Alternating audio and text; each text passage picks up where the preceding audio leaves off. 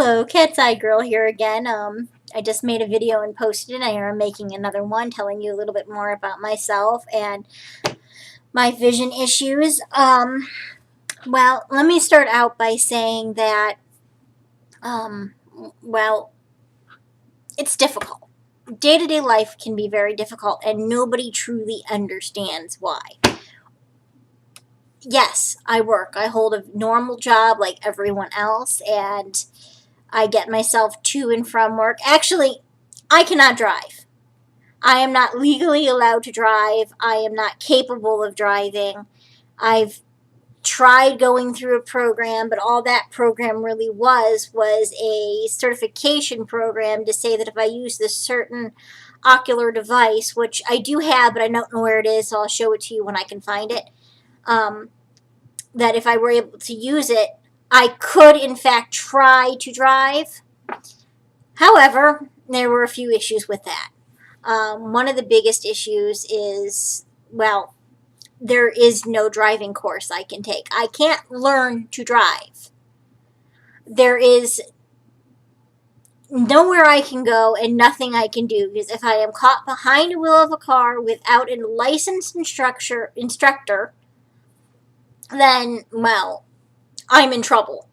The only licensed instructor that there has been is the person who shows you, well, certifies you in the use of the ocular device in which I'm referring to.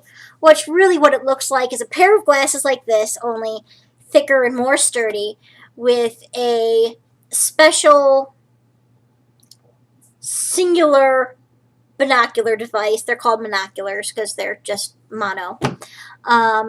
Which I can focus. And I'm not allowed to spend any longer than 3 seconds looking into the device to be able to drive. Well, I failed. And that was it. That was my one and only shot. The other issue I had with that course was, instead of being able to drive in, a car that I'm comfortable in, I had to drive in their car, which was specially rigged, that the person I'm driving with, my instructor, could control both the steering wheels and the brake and the pedals and everything from her side of the car.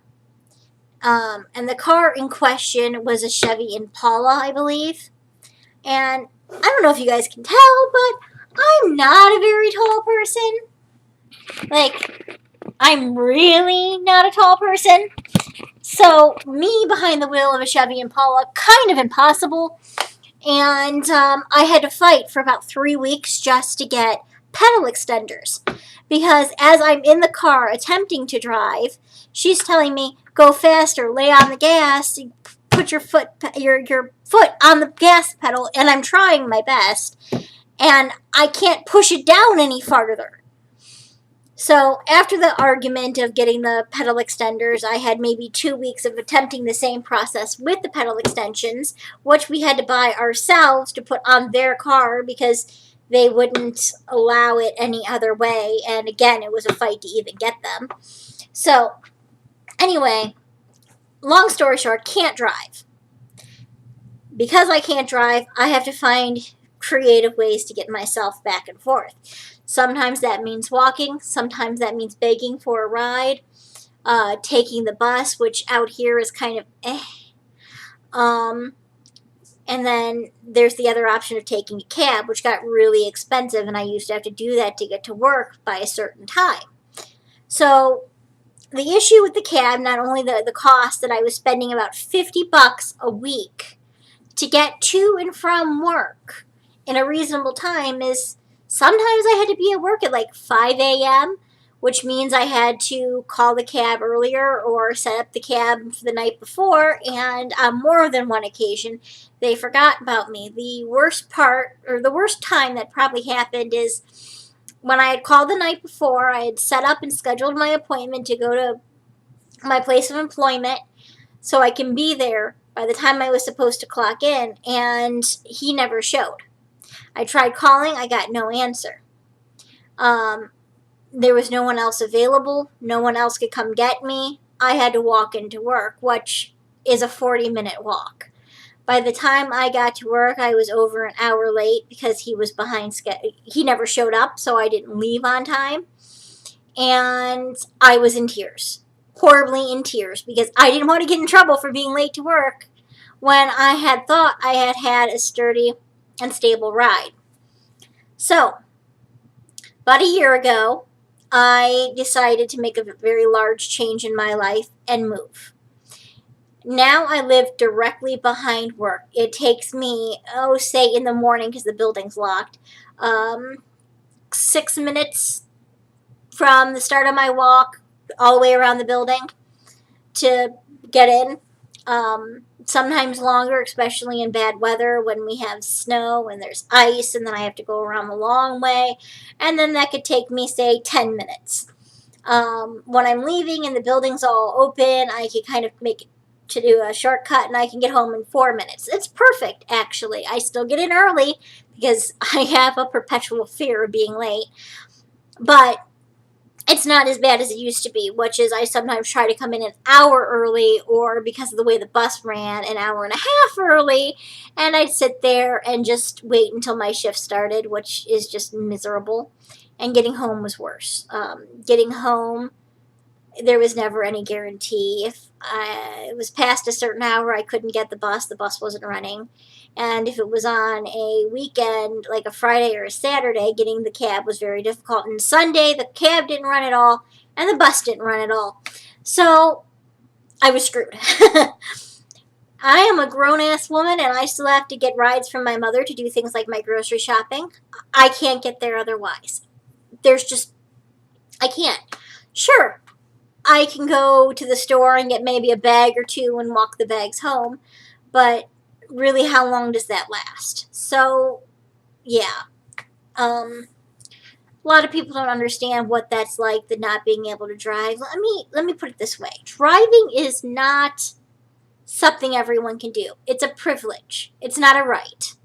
It's not like, hey, you become 16 and suddenly you have the right to drive. No, you have the privilege to drive, because my sweet 16, if you want to call it that, wasn't so sweet.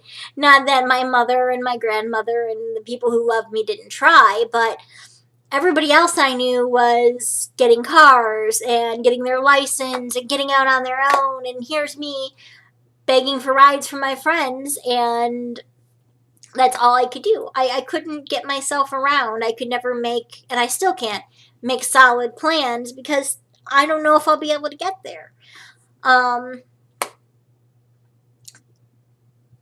It's to a point where I'm invited to things and I can't go to them more often than not because I just can't get there. Especially if they're not within the city. It gets a little bit difficult, and I have to let a lot of people down or let myself down because I really want to be there and I can't get there. I have a great friend whom I love. I love you. I swear it when I say this, but I was hoping to go to 2 birthday parties last weekend, and I couldn't make either. They were on the same day, and I couldn't get a ride. So I missed a 4-year-old's birthday party, and I missed my friend Jaden. Hi, Jaden. Her birthday party, her 30th, and I felt terrible because there's nothing I can do. And when I talked to this good friend of me, I swear I love you. Don't hate me. She was like, well, did you go to Jaden's birthday party? Well, no, I didn't go to Jaden's birthday party because I can't get there. You know I can't get there, so how could I possibly get 45-minute drive away from here? I can't.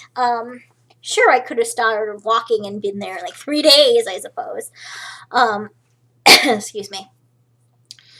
But, yeah, it gets difficult. You know, I do not have children, and one of the reasons I don't have a child is because I am terrified of not being able to take it to the emergency ward or emergency room, and if something happens in the middle of the night and I can't get a ride.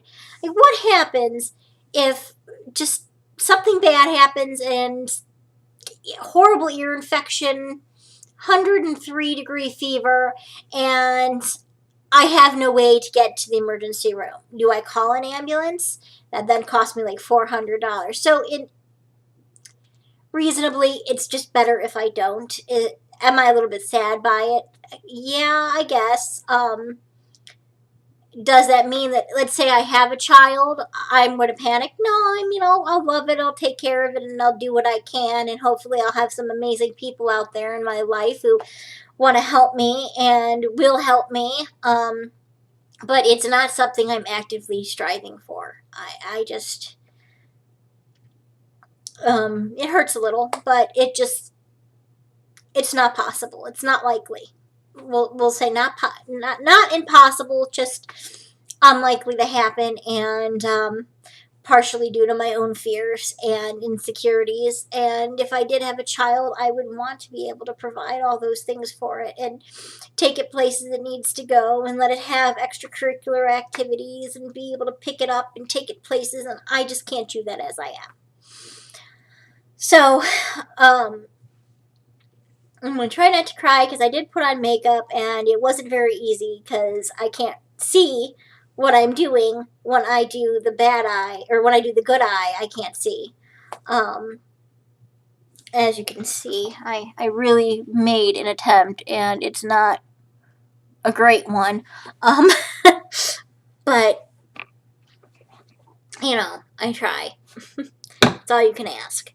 So, back to the driving thing, though. It's just, nobody can understand what it's like unless you don't have the ability to do it. I can't be spontaneous. I can't just be like, hey, you know what would be fun if we go to see a movie?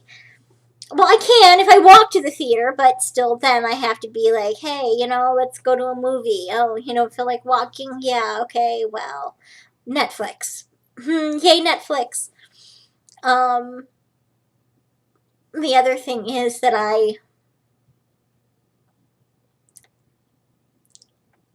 I've always wanted to do those things, and not being able to do them means I've just had to accept it. And it's not always been easy, and there are times where I get down and upset and, depressed because I want to be as normal as possible, and I don't feel like I can be that. It's hard to be normal when you're just trying to get through your day sometimes. There are difficulties, and there's always going to be difficulties, and whatever it is, it is. But you know what? I like who I am, and I love the color of my eyes, which, again, I'll show you if you can see them. They're not really a brown, they're more like a gold. And yeah, again, the shape is kind of funky because it's teardrop shaped. And the reason it's like that is because I do not have a fully formed retina. And because of my retina's not fully formed, I have other issues. Actually, I have a plethora of issues, but directly relating to the retina, I have a light sensitivity. And I also see what is known as starbursts, which pretty much out of every kind of light that there is, I see a long trail of other light. And I also occasionally see halos, which is, well, what it sounds like. And I do get floaters of when I'm looking in light of just, the colored patterns, I guess, that form behind your eyelids. I get those a lot because of it. And I also have prescription sunglasses, which I will show you in another video when I dig them out of my purse. So pretty much that's all I wanted to say, just the issue of not driving and how hard that can be, and that it's just nobody understands it. And I can't make you understand it. I can't make anybody understand that. But I can do one thing by these videos, which is to get people to kind of come to an understanding of going, okay, well, maybe there's a reason why this person is how they are, or do what they do, or maybe think twice about going up to somebody with a pair of glasses and being mean. Or not even intentionally mean, but trying to help, but backwardsly. I don't know how else to describe it. I'm sure you've done it. You know who you are. Anyway, that's it. Goodbye.